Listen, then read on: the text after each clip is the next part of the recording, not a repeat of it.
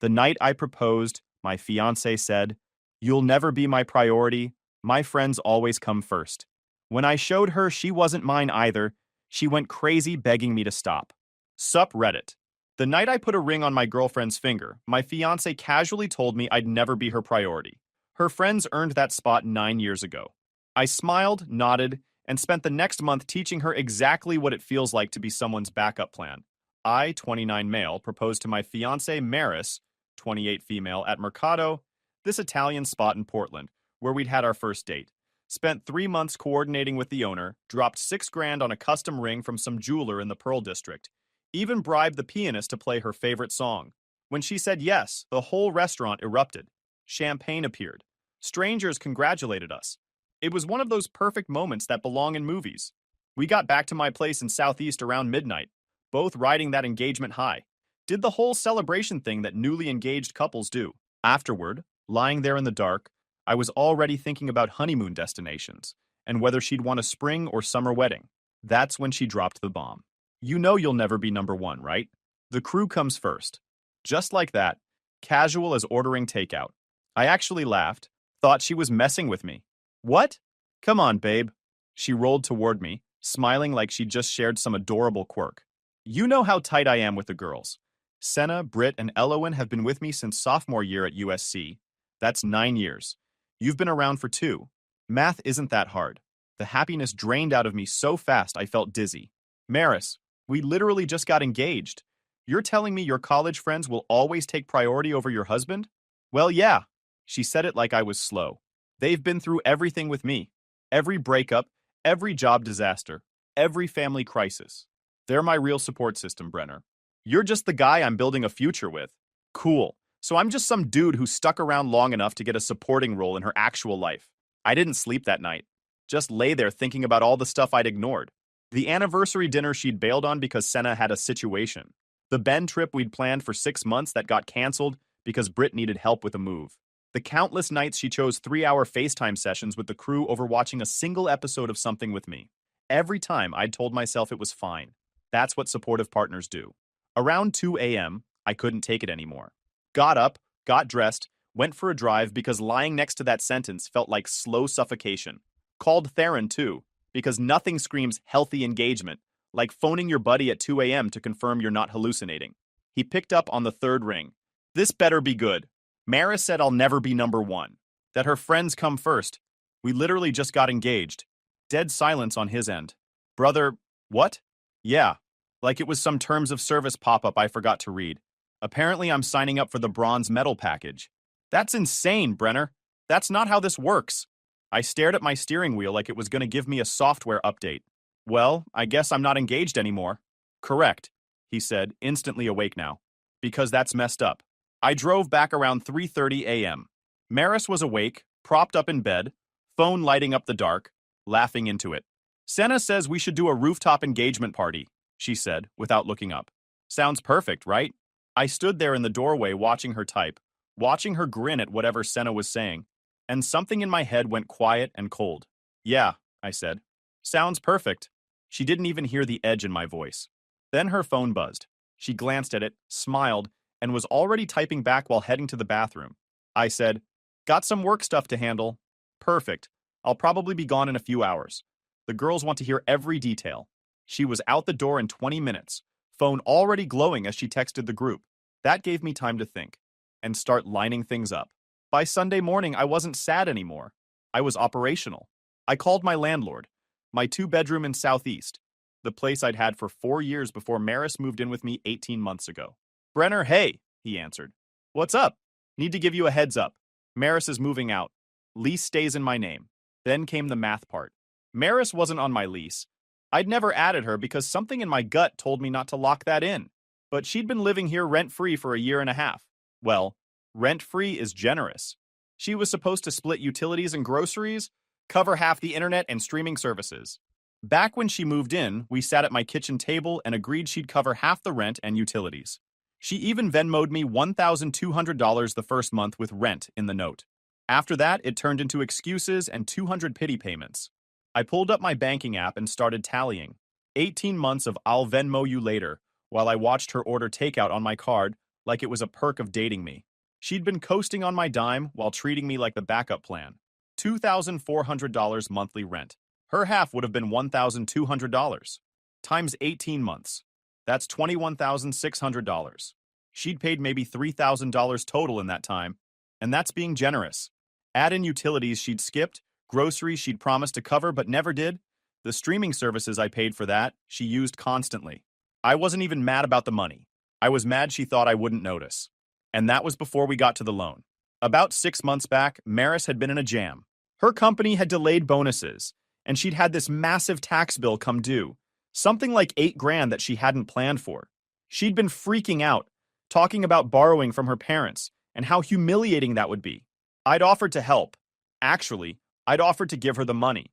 She'd insisted on a loan, said it was more professional that way, that she'd pay me back within 6 months once her bonus hit. We'd written it up proper, signed and dated, because she'd wanted it official. I'd honestly forgotten about it until now. Pulled the document from my file cabinet that night. $8,000. Signed and dated. Payment terms clearly stated. She'd made exactly one payment of $500 back in March, then nothing. The 6-month deadline had passed 2 weeks ago. That piece of paper was about to become very useful. After I hung up, I killed the autopay on utilities, internet, and that meal delivery service she'd insisted we needed. Then I hit the climbing gym, then the range, then back home to meal prep like nothing had changed. When Maris got home, she was practically vibrating. The girls are so excited! She dropped her purse and started showing me her phone. Screenshots of the group chat, all caps messages, strings of emojis. Senna's already looking at venues. Britt knows this photographer who's amazing. And Elowen thinks we should do destination. Maybe Tulum? Sounds great, I said, plating the chicken I'd made. Whatever makes you happy. She hugged me from behind. This is why I love you, Brenner. You just get it. Most guys would be all jealous and insecure about how close I am with the girls. But you understand that they're part of who I am. I smiled and kissed her temple and served dinner. She was planning a destination bachelorette while I was planning her exit route. Same energy, different planets. Wednesday night she went out for engagement drinks with the crew. I stayed home and drafted the notice. Formal, clean, 30 days to vacate. Oregon law was clear. I didn't need a reason since she wasn't on the lease. Just had to give proper notice. I printed 2 copies, one for her, one for my records. Put hers in an envelope with her name on it. But I didn't give it to her yet. That part needed the right moment. And I had a better idea brewing. The night Maris lost her mind at poker night. Thursday night, I texted Theron, Dashel, and Dev. Game night at my place, Saturday, 6 p.m. Bring snacks. Theron replied immediately. This gonna be interesting? Very. Maris was on the couch scrolling through bridesmaid dresses when I told her. Having the guys over Saturday. Poker, games, the usual. She barely looked up. Cool. I want to stay. Okay. That got her attention. She smiled, looking genuinely pleased. Really? You want me there? Sure. Why not? What she didn't know was that I'd already briefed the guys. Told them exactly what Maris had said. Saturday rolled around. Maris spent the afternoon getting ready like she was preparing for some kind of social examination. Changed outfits twice. Kept asking if she looked okay. I could see her brain working. Finally, Brenner's prioritizing me in front of his friends. Finally, I'm being included. The guys showed up right on time. Theron brought local IPAs. Dashel had soda. Dev showed up with pizza and this grin that said he understood the assignment. Maris came out of the bedroom in jeans and a nice top, all smiles. Hey guys! Hey Maris, Theron said. Flat, like he was acknowledging a coworker in the break room. Then immediately turned to me. Yo, Brenner, remember that time at Dashel's cabin when you caught that bass with your bare hands? Dashel cracked up. Dude almost drowned going after it. Her smile flickered but held. She tried to ease into the circle. Should I order more food? I can get Thai from that place you guys like. Dev glanced up from setting up the poker table. Nah, we're good. Then to me. Brenner, you want to grab wings later maybe? Yeah, could do wings, I said. Maris just stood there, offer hanging in the air like nobody acknowledged. I watched her face, saw the confusion starting to creep in, but she pushed through it because Maris always pushes through when she's not getting the attention she thinks she deserves. We started playing cards. I dealt the first hand. Maris sat on the couch behind us, phone out, trying to look casual, but I could feel her waiting for an opening to join the conversation. Dashel was talking about some disaster at his gym. So this guy's benching 315, no spotter, and I swear he gets pinned. Maris cut in. Oh my gosh, that happened to Brenner once. Remember, babe? Haha, yeah, Theron said, then immediately back to Dashel. Wait, so how'd they get the bar off him? Dashel kept going like she'd never spoken. The conversation flowed around her. She'd tossed a comment in, and it just sank. No ripple. She tried again, 10 minutes later. That's like when Brenner and I went to that climbing gym and... Yeah, totally, Dev said, not looking at her. Brenner, weren't you saying you wanted to hit that new bouldering place? Yeah, we should go next weekend, I said. Maris's mouth closed. She'd been mid-story. Nobody cared about the rest. This kept happening. She'd add something, get a 2-word acknowledgement, then watch the conversation pivot straight back to me like she was a speed bump they'd already passed. Around 7:30, Theron was talking about his ex. I just got tired of being the second option, you know? Like, if you're with me, be with me. Commit or bounce. Real talk, Dashel said. Loyalty's everything. You can't half-heart a relationship. Dev nodded. Some people just don't know how to prioritize what's right in front of them. Like, who does that? They weren't looking at Maris. Weren't saying her name. But I saw her shift on the couch. Saw her jaw tighten. She knew. Brenner's always been solid, though. Theron continued, glancing at me. Dude shows up. That's rare. Facts, Dashel said. If I'm committing to someone, that's my person. Simple as that. Maris's face was getting red. She got up, went to the kitchen, came back with a soda she didn't open, tried to look unbothered. She was extremely bothered. She tried to muscle her way into the next conversation. Dashel was telling some story about a road trip, and she jumped in. Brenner and I are planning a road trip soon. We're thinking, oh, nice, Dashel said. Then to me, Brenner, remember when we drove to Colorado and your tire blew out in the middle of nowhere? Dude, that trip was insane, I said, laughing. They launched into the story. Inside jokes I'd never told Maris. Callbacks she couldn't follow. She sat there trying to smile like she got it, but she was on the outside of a locked door hearing everyone laugh.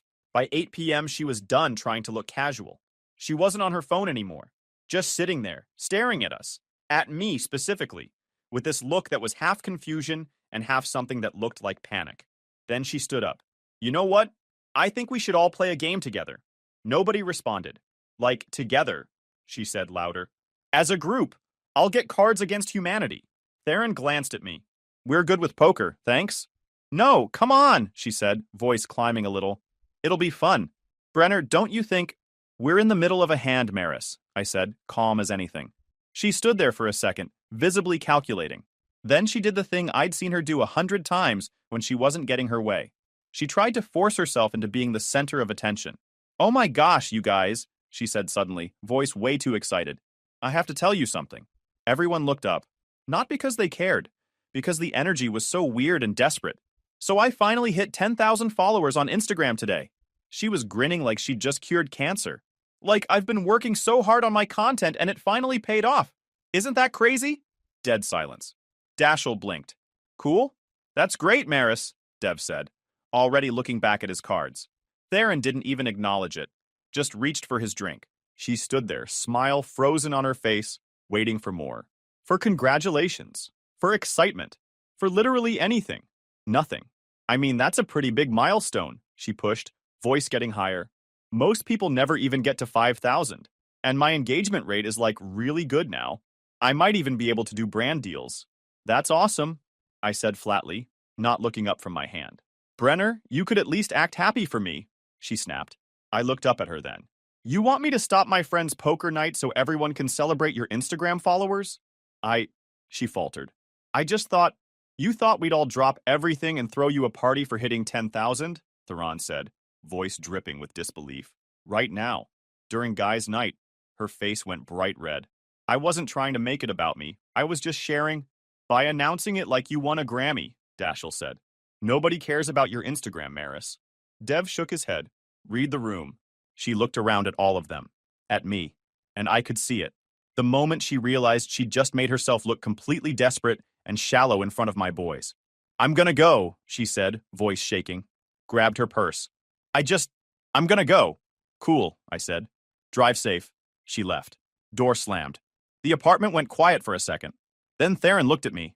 Bro, what the heck was that? That, I said, sitting back down, is what 2 years of being taken for granted looks like. Dashel whistled low.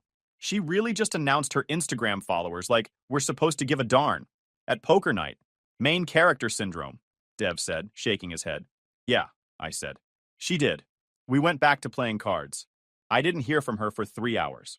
The confrontation. The guys left around 10:30, still dropping jokes about loyalty and showing up loud enough for the walls to remember. I was cleaning up, loading the dishwasher, when Maris came back just before 11. She came in quiet at first. I could feel her watching me from the doorway. What the heck was that? Her voice was tight. What was what? I rinsed a plate, put it in the rack. You and your friends. I was there all night and you treated me like I was just hovering. Like I didn't matter. I turned around, leaned against the counter. Huh. Weird feeling, right? Don't do that. Don't turn this into some kind of what, Maris? Lesson? Reality check? You told me I'd never be your priority. That your friends come first. Always. So I figured I'd show you what that actually feels like from the other side. Her face went red. That's completely different. How? Because my friends have been there for me for 9 years. They've earned that spot. And I haven't earned basic respect after 2 years in a ring? She opened her mouth, closed it. I could see her trying to find an angle that made her right and me wrong. It wasn't landing. This is nonsense, she said finally. You don't just ice someone out like that. They weren't even rude to me. That's what made it worse. I was just there, in my own freaking apartment, and nobody cared. It's educational. I've been living this for 18 months, Maris. Every time you picked a FaceTime with Senna over watching a movie with me. Every time you bailed on our plans because Britt needed something. Every anniversary, every birthday, every normal Tuesday night. I got whatever was left after the crew took their cut. I never ignored you. You did worse. You made me think I mattered while making sure I knew I didn't. At least tonight you knew exactly where you stood. No mixed signals. She was shaking now. Not sad shaking. Angry shaking. The kind that comes right before someone does something stupid. You're a jerk, she said. Maybe. But I'm a jerk who knows his worth. And it's more than third place. That's when she grabbed the vase off the side table. This heavy glass thing we'd gotten from some home store. For a second, I thought she was going to throw it at me. She didn't. Threw it at the wall next to me instead. It exploded. Glass everywhere. The wall had a dent. I didn't move. Just stood there looking at her while my ears rang. Feel better? I asked. She was breathing hard, staring at the broken glass like she couldn't believe she'd done it. Then she looked at me, and I saw something in her face that almost looked like fear. Because she knew. She knew she'd just crossed a line we don't come back from. I walked past her to the bedroom. Came back with the envelope and the loan document. Set them both on the counter between us. 30 days, I said. That's your notice to vacate. You're not on the lease. This is my apartment. You've got until the end of the month to find somewhere else. Her face went white. Brenner, and I want the ring back, right now. She looked down at her hand like she'd forgotten it was there. You can't be serious. Dead serious. Ring. Now. We're engaged. We were engaged. Then you told me I'd never be your priority. Then you just threw a vase at my wall. So no, we're not engaged anymore. Ring. Her hand went to her chest, protective. This is insane. You can't just... I can. And I am. You've got 3 seconds before I add destruction of property to the lawsuit I'm filing. Lawsuit? I picked up the loan document, held it up. $8,000. You paid $500. That's $7,500 you still owe me. Plus 18 months of rent. Your half comes to $21,600. You paid maybe $3,000 total. That's $18,600 in unpaid rent. Plus utilities you skipped, groceries, internet, all the stuff you said you'd cover and didn't. I set the paper down, looked at her. I'm taking you to small claims for the loan. As for the rent, we had an agreement. You Venmo'd me with rent in the note the first month. After that, you just stopped paying. So yeah, I'll be pursuing that too. She was staring at me like I was a stranger. You're actually doing this. You threw a vase, Maris. I'm not letting you play victim here. This is done. Ring. Her hands were shaking when she pulled it off. She set it on the counter like it was burning her. You're making the biggest mistake of your life. Nah, I said. Biggest mistake was putting that ring on your finger in the first place. Second biggest was letting you live here rent-free while you treated me like the backup plan. I picked up the ring, pocketed it. 30 days. Don't make this harder than it needs to be. She stood there for another few seconds, breathing hard, and I could see her trying to figure out if tears would work. They wouldn't. Not anymore. She grabbed her keys and purse and left. Didn't come back that night. I swept up the glass, fixed myself a drink, and slept better than I had in weeks. The friend invasion. The next 2 weeks were predictably rough. Maris moved into Senna's place but still had stuff at mine. She'd take things in batches, leave passive-aggressive notes about how I was ruining her life. Her texts were a mix of begging and threats. I ignored most of them, responded to the practical ones about pickup times and left belongings. Theron helped me change the locks on day 3. She tried to come back yet? Twice. Rang the doorbell for 10 minutes straight last night. He grinned. Persistence. Desperation. On week 2, her friends decided to get involved. I was home on a Wednesday afternoon, working remote, when my doorbell started ringing. Not normal ringing. Aggressive ringing. The kind that says someone's holding the button down. I checked the video doorbell. Senna, Britt, and Elowen. The whole crew. Standing on my porch looking like they were about to shoot a revenge music video. I opened the door but left the chain on. Can I help you? Senna stepped forward. She was the ringleader. Always had been. We need to talk about what you're doing to Maris. I'm not doing anything to Maris. She's moving out, that's it. You kicked her out of her home. That was Britt. Always the aggressive one. My home. My lease. She was never on it. You're being abusive, Elowen said. She had her phone out, recording. This is financial abuse. Emotional abuse. I looked directly at the phone.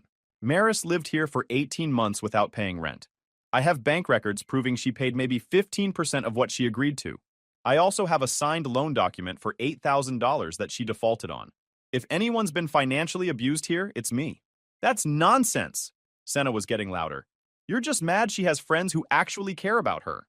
I'm not mad about anything. I'm just done being treated like I don't exist. She told me I'd never be her priority, so I made her not mine. Pretty straightforward. Let us in, Britt said. We need to get the rest of her stuff. Oh, she can come get it herself during the times we agreed on. You're not on the lease. You're not coming in. We're not leaving until you let us in. Senna crossed her arms, planted her feet. The other two did the same. Real solidarity moment. I pulled out my phone. Cool. Then I'm calling the cops for trespassing. You wouldn't dare, Elowen said. I dialed. Put it on speaker so they could hear it ring. Portland Police, non-emergency line. Senna's face went from confident to confused in about half a second. Yeah, hi. I've got 3 people on my property who are refusing to leave. I've asked them multiple times. I need them removed. The dispatcher asked for my address. I gave it. She said someone would be there in 15 minutes. I hung up. Looked at the 3 of them still standing on my porch. You've got about 14 minutes to decide if you want to be here when they show up. This is insane. Britt was pacing now. You can't just call the cops on us. I can, and I did. You're trespassing. I don't want you here. That's all the cops need to know. I could hear sirens in the distance. Not close yet, but getting there. Senna heard them too. Fine. We're leaving. But this isn't over. Yeah, it is. Don't come back. They left, walked down my driveway, throwing insults back at me the whole way. I watched them pile into Senna's Audi and peel out just as the police cruiser turned onto my street. The officer took my statement. I showed him the video doorbell footage. He made a note and said if they came back, I should call immediately. Then he left. I went back inside and got back to work like nothing happened. Because really, nothing had. Just 3 people learning that being loud doesn't mean being right. The move-out Maris was out by day 28. Didn't even take the full 30 days. A moving company came by, loaded up the last of her stuff, and that was it. No final conversation, no closure. She texted me one last, I hope you're happy, and then blocked me. I was happy. Apartment was quiet. No more passive-aggressive notes about dishes. No more waking up to her FaceTime laugh at 1 a.m. No more being the last priority on someone's list while paying for the privilege. Filed the small claims paperwork for the loan 3 days after she moved out. The rent thing was trickier.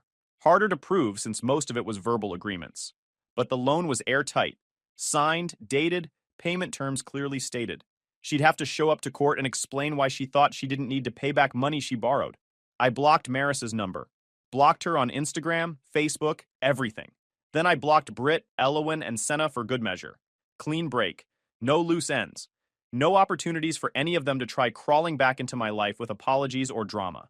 2 months went by. Quiet, peaceful. I'd been seeing someone casual. Nothing serious but consistent. Met her at a climbing gym, which felt appropriate. She was direct, didn't play games. Showed up when she said she would. Novel concept. I'd almost forgotten what it felt like to have my life be about me. Then my doorbell rang at 9 p.m. on a Tuesday. The desperate return. We'd just finished Thai takeout on the couch, her in one of my hoodies because my apartment runs cold. She was scrolling through Netflix trying to find something that wasn't garbage while I cleaned up containers in the kitchen. I checked the video doorbell from my phone. Maris. Alone. She looked like absolute misery. Hair in a messy bun, no makeup, wearing sweatpants and a hoodie that was definitely too big for her.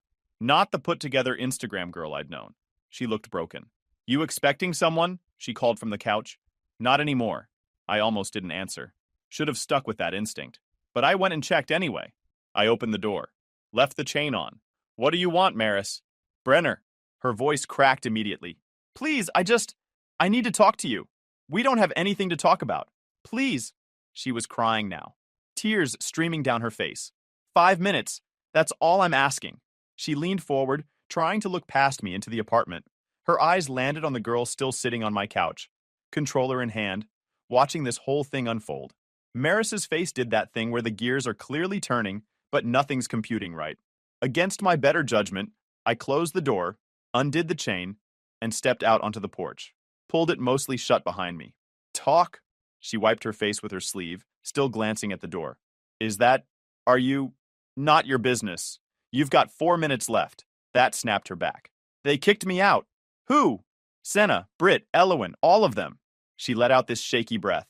Senna said She said I was a black hole, that I sucked up all the attention and gave nothing back. And then Britt agreed. And Elowen. And they told me they needed space, that they couldn't be friends with me anymore. "Okay. I don't have anyone, Brenner." Her voice went higher, more desperate. "My parents barely talk to me. My sister's in Europe. I moved back home for a month, but my mom kept asking when I was going to get my act together, and I have nobody. Not my problem. I know it's not. But She stepped closer. I stayed where I was. I made a mistake. A huge mistake. You were right about everything. About me putting them first. About taking you for granted. About all of it. Cool. Glad you figured that out. Brenner, please." She reached for my arm. I stepped back. "I'm sorry. I'm so sorry. I should have appreciated you. I should have made you my priority. I see that now. You see that now because you're alone. Not because you actually changed. That's not true. I've been going to therapy. I've been working on myself. She pulled out her phone, showed me some app. "Look, I've been doing this self-reflection journal thing every day. I'm trying to be better." I looked at her. Really looked at her. And all I felt was nothing. No anger, no satisfaction, no sympathy, just nothing. "Maris, you came here because you have no one else left. Not because you miss me. Not because you actually value what we had.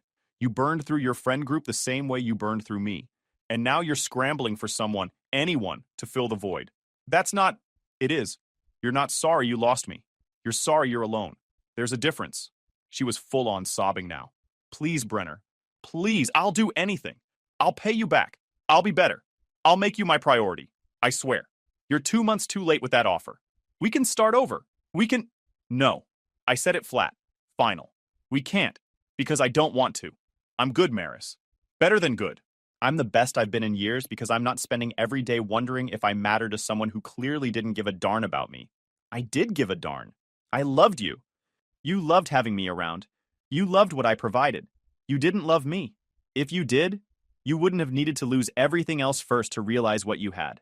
She stood there shaking, tears just pouring down her face. Her eyes kept darting to the door behind me. "So that's it? You're just done? You're already with someone else?" "I've been done since the night you told me I'd never be your priority. This is just you finally catching up. Where am I supposed to go? What am I supposed to do? Figure it out, like I did, like everyone does when they hit the floor. You'll survive. You just won't have anyone to use as a cushion on the way down this time." She looked at me like I'd slapped her. "You're cruel." "No, I'm just not your safety net anymore. Goodbye, Maris." I went back inside, locked the door, watched through the video doorbell as she stood on my porch for a solid 3 minutes, crying, probably hoping I'd change my mind. I didn't. Eventually, she left and drove off. "You good?" she asked from the couch, looking up at me. "Yeah, I'm good. Want to talk about it?" "Not really." "Cool. Found a documentary about that fire festival disaster if you're interested." I sat back down, grabbed my drink, put my feet up on the coffee table I'd picked out myself. Perfect. My phone buzzed 5 minutes later. A text from a number I didn't recognize. "Please, I'm begging you. I have nowhere else to go." I blocked the number without showing her. No need to drag someone else into old drama. Then another text came through. Another number. I know I don't deserve another chance, but I'm asking anyway. Please. Blocked that one too. She tried 4 more numbers before she gave up. I grabbed another soda, settled back into my leather couch Maris had never picked out, and watched a documentary Maris would have never wanted to watch with someone who actually wanted to be there. The apartment was still, clean, but not empty, and I went to bed that night feeling absolutely nothing about turning her away, because some people only want you when they have no other options. And I was nobody's last resort. The aftermath. 3 months later, I got a notice about the small claims court date. Maris didn't show up. Judge ruled in my favor by default. $7,500 plus court costs. I knew I'd never see all of it. Getting money from someone who doesn't want to pay is like pulling teeth from granite. But I filed for wage garnishment anyway because principle matters. I ended up collecting about $4,000 over the next 6 months. Not the full amount, but enough to feel like justice got served at least partially. The rent money was gone. I'd known that going in. But the loan payback felt like a win. Small, petty maybe, but mine. My apartment stayed mine. Re-signed the lease in my name only. Hired a junk removal service to get rid of the furniture Maris had picked out. Replaced it with stuff I actually liked. Leather couch instead of that beige fabric monstrosity. Proper TV stand. Coffee table made of actual wood. The gym became my therapy. Climbing 3 times a week, lifting 4. I added 15 pounds of muscle without even trying because my cortisol wasn't constantly spiked from wondering if I mattered. The casual thing I had going turned into something more solid around month 5. Not because either of us was rushing it, just because it worked. She had her own place, her own life, her own friends. When we hung out, it was because we wanted to, not because someone was keeping score of who initiated last. She asked me once what happened with my ex. I gave her the short version. She told me I'd never be her priority, so I made her not mine. She'd nodded. Good for you. Most guys would have stayed and tried to fix it. Can't fix someone who doesn't think anything's broken. Exactly. Went to a Timbers game solo about 6 months after everything went down. Grabbed nachos, found my seat, watched the whole thing in comfortable silence. Portland won 2-1. I went home to my quiet apartment, made food, watched whatever I wanted, and fell asleep without anyone's phone lighting up the room at 1 a.m. Best sleep I'd had in years. Guys, we are so close to hit 100,000 subscribers on this channel. If you are not subscribed to the channel, please consider subscribing. It really helps hit that 100,000 mark. Thanks for making this dream come true.